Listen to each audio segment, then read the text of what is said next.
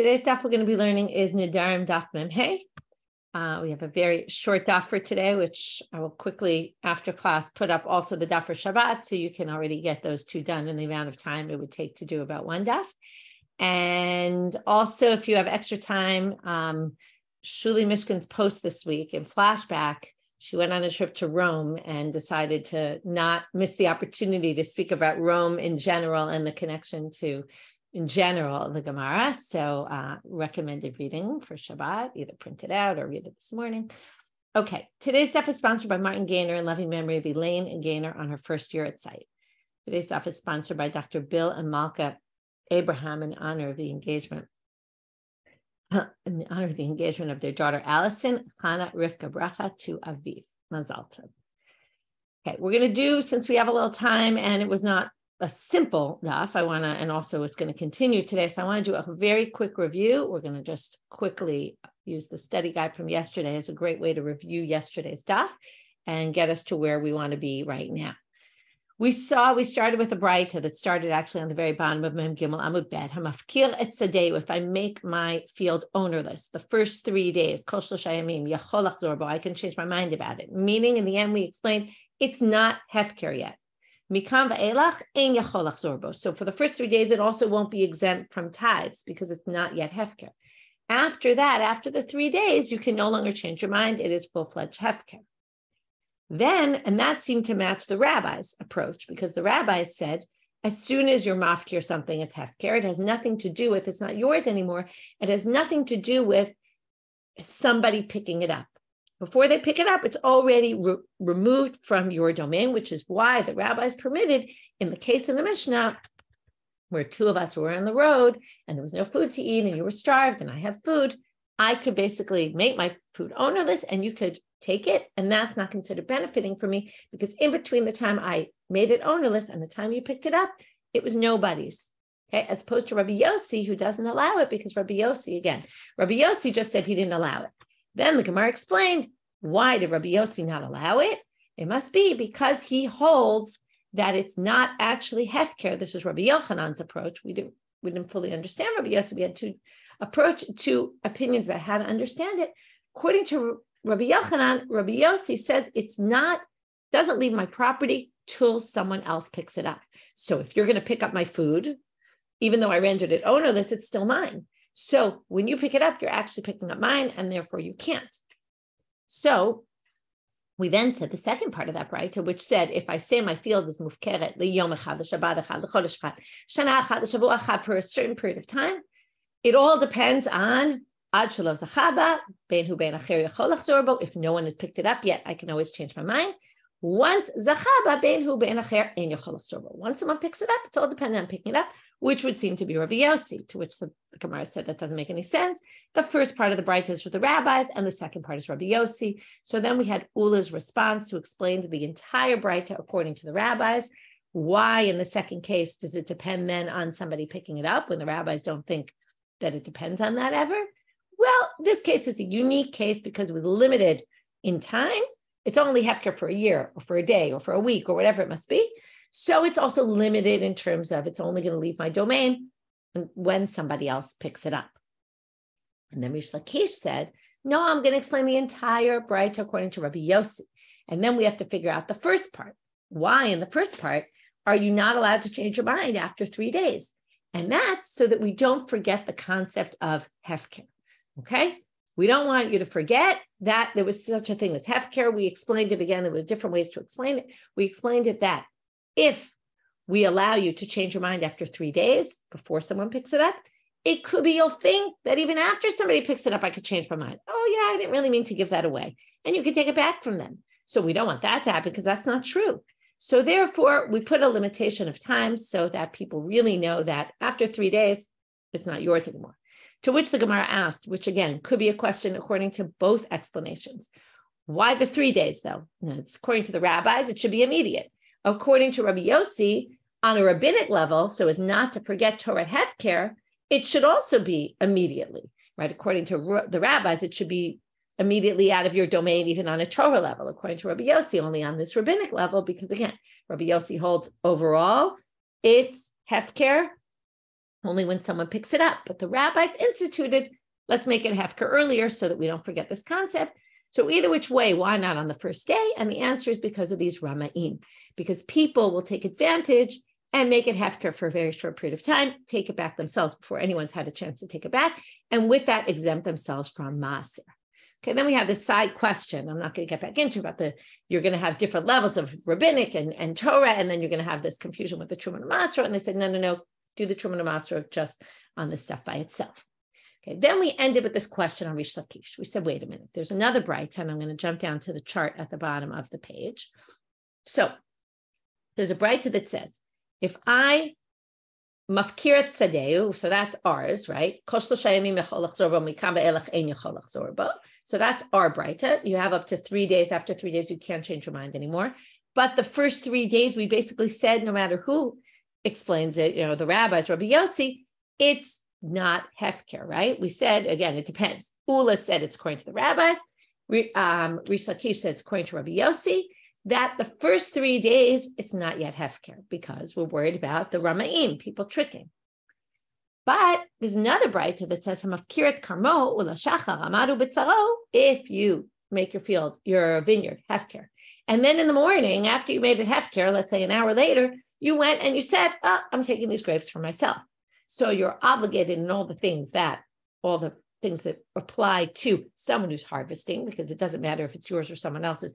Everybody has to leave those extra things in the field, the things you forgot behind, the corner of the field, all these things. But patur min maaser, that's the important part for our purposes. You're exempt from maaser, and it seems like the same day and not 3 days later. So, well, it's a very simple answer, even though we raised some issue with it, that the braita we just quoted is on a Torah level, because according to the rabbis, on a Torah level, it's actually hefker immediately. It's just because of the people who were abusing the system, we instituted 3 days. And then the 3-day source is on the rabbinic level. According to Reish Lakish, how can we explain it? So the first answer we had was that the first braita is Rabbi Yosi, and the second braita is the rabbis, and therefore it's not a problem. According to the rabbis, according to Reish Lakish, you don't need to wait the 3 days, right? Because remember, the 3 days was only according to Rabbi Yosi. The rabbis think it kicks in right away. According to Rabbi Yosi, there's no hefker until someone picks it up. But after 3 days, so that you don't forget the laws of hefker, we're going to make it already hefker. You can't change your mind. Now we're up to, that gets us to where we are right now. Okay, a few minutes of chazara doesn't hurt. Now, starting at the top of our daf. Ibaidema, second option. Now I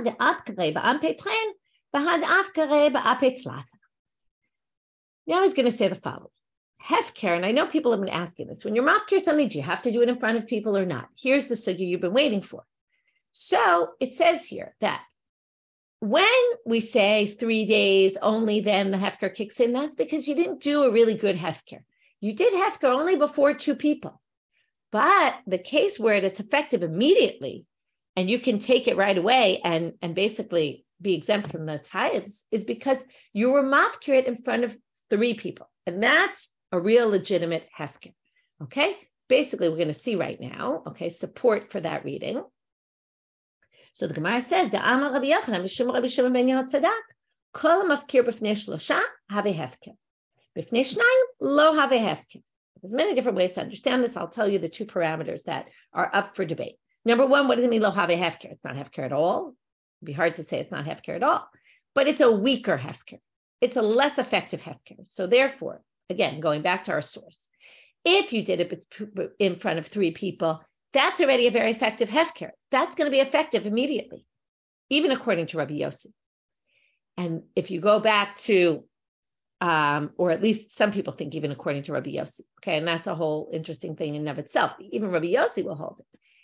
If you did it in front of 2, though, that's not so effective. Now, it's not entirely not effective because it is hefker. After 3 days, you can't change your mind anymore, but it's less effective, okay? So number 1, what exactly means they'll have a hefker is a bit of a debate. It's not hefker at all. You'd have to say it's somewhat hefker. The question is what exactly. The other thing that's an interesting debate is, and we assume when you say b'fnei shnayim, b'fnei shlosha, what do you mean? Me and 3 other people. Me and 2 other people. That's what it sounds like. But not everyone understands it that way. B'fnei shnayim, some people mean me and someone else. And b'fnei shlosha is me and 2 other people. Now, this is a whole interesting thing in and of itself, because the question is, what's the significance of these numbers? So if we go with the simple reading, it means before 3 people, it's real hefker. Why? 3 people in halacha is considered publicity, right? This is where you get into laws of rechilu, lashon hara. If, I say I'm dating someone and I say it in front of 3 people, I can assume the whole world's going to know, okay? Maybe, I don't know, maybe nowadays 1 person is enough to get the word out there. But in general, the halacha is, right? That's the kind of information that once I say in front of 3 people, I assume everyone's going to know. You can go tell anyone you want. If I say it in front of less, then possibly I didn't mean for everyone to know, and then you really shouldn't be talking about it. That's what we call rechilut. It's not lashon hara in terms of bad news. That's why I specifically took an example of, let's say, dating, where it's not bad news. It's not saying something negative about someone, but it is talking about people unnecessarily. So once I say it in front of 3 people, we assume everything is out there. And yes, social media, one social media announcement, that's for sure the whole world knows. Thank you, Tova. Okay. So why is publicity important here? For all the reasons why people keep saying, hefker, do you have to say it in front of people? Can you just say it by yourself, right? Because it's important to know if you say this is hefker, then people know, and then they can come. Now, this is why immediately I can go take it myself, because we assume everyone already knows. It may be in an hour, I don't know, some short period of time. And if they didn't take it, then it's mine to take. I can go take it back if I want, and then it's exempt from tithes. So it could be publicity is the issue.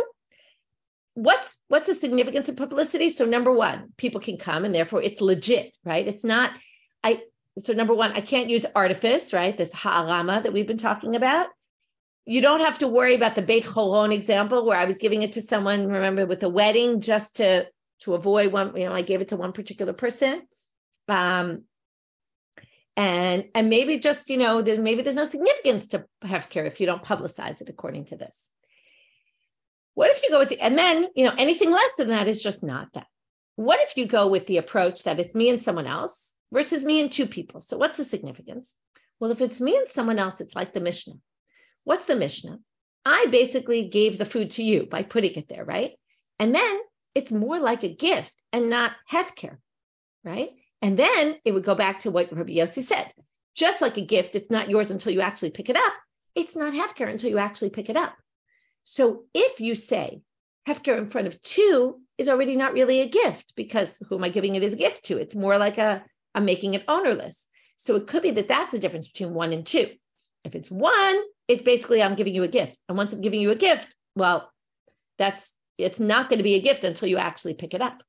Whereas once it's 2, then it's actually hefker, and hefker might not be like a gift, right? Then it's different. Again, whether you're Rabbi Yosi, maybe even Rabbi Yosi would agree that it's not like a gift in that case, because there's 2 possible people who could pick it up.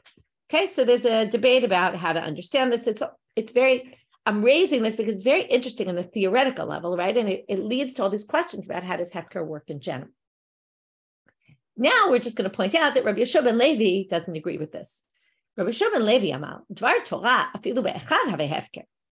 By law, even 1 is hefker.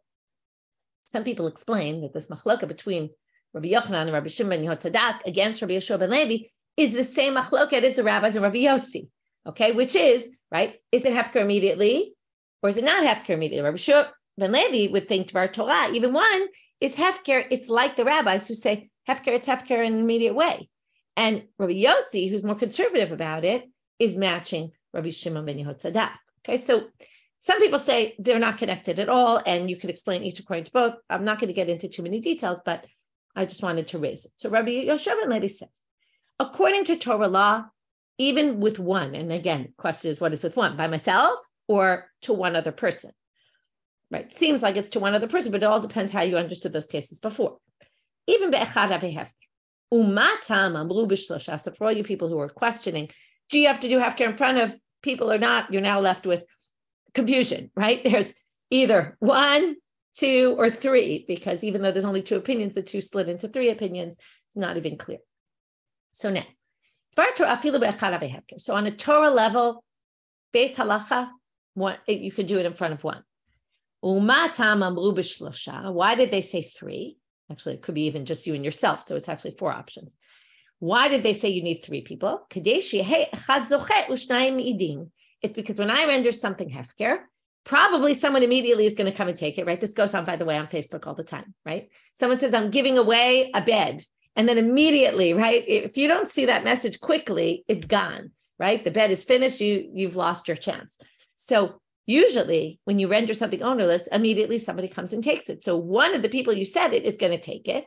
And then the other two are going to be witnesses to verify that they actually acquired it. And then so that you can't say, oh, I didn't mean to make that hefker. And they said, what do you mean? They already acquired it and there's nothing to be done.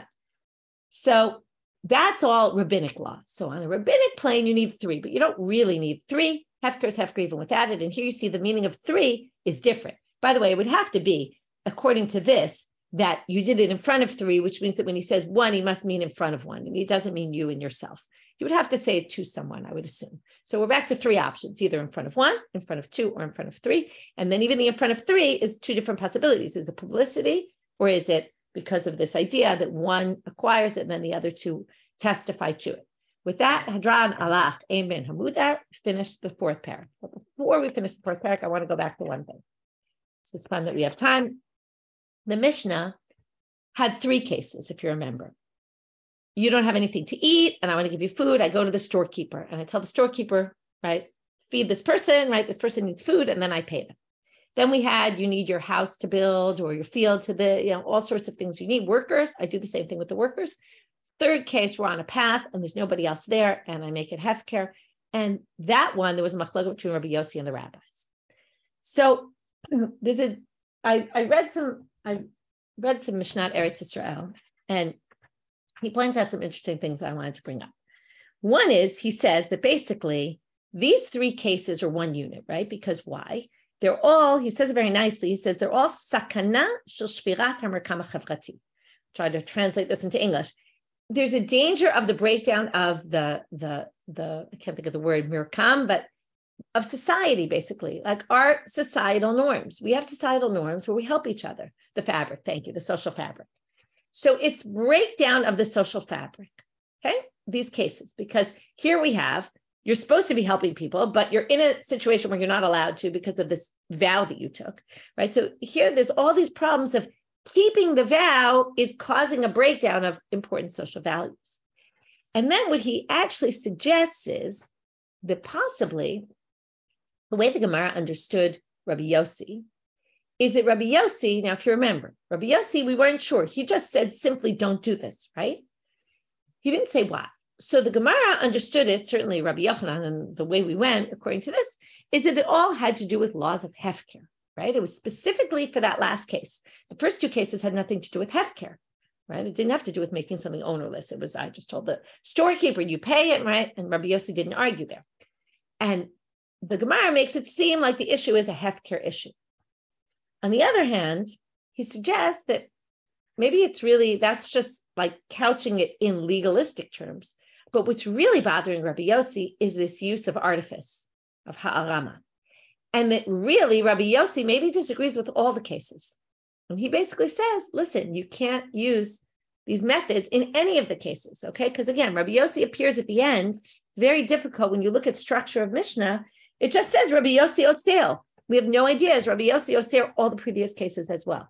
And maybe he thinks that you can't employ artifice to get around this. You made a vow, tough luck, right? And maybe his whole approach goes back to this whole negativity about Nedarim.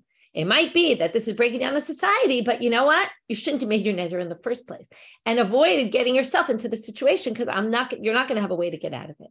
Maybe that I'm suggesting that. Maybe that's, his motivation. On the other hand, the rabbis are saying we need to come up with a solution. And, they come up with, again, a legal way to do it, even if it's not exactly 100% legit, but, and we could couch it in legal terms of how hefker works and blah, blah, blah. But really what they're trying to get at, and it's really actually a prelude to the upcoming Mishnah, which is when we need to find a solution, we find a solution. And when something's going to break down the norms of society, then we have to come up with a solution. And therefore, the rabbis come up with a solution and say, we can figure out some way in a legal framework, but to resolve the problem that's really a social problem. So I think it's a very interesting way of understanding it. And again, in light of that, we're going to read the beginning of the next Mishnah. Okay, this is it for today's daf, very short daf. Hashutafin shenedru hana'a ze mizeh.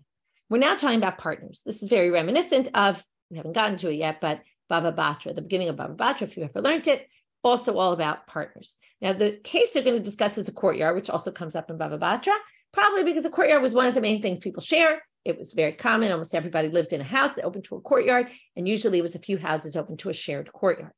So, but it would be the same for anything, okay? It wouldn't just apply to courtyards. It would apply to any kind of shared item that we have joint ownership of. So we now are partners. Unfortunately, we know this is very common. People who are business partners or other partners often get into fights with each other.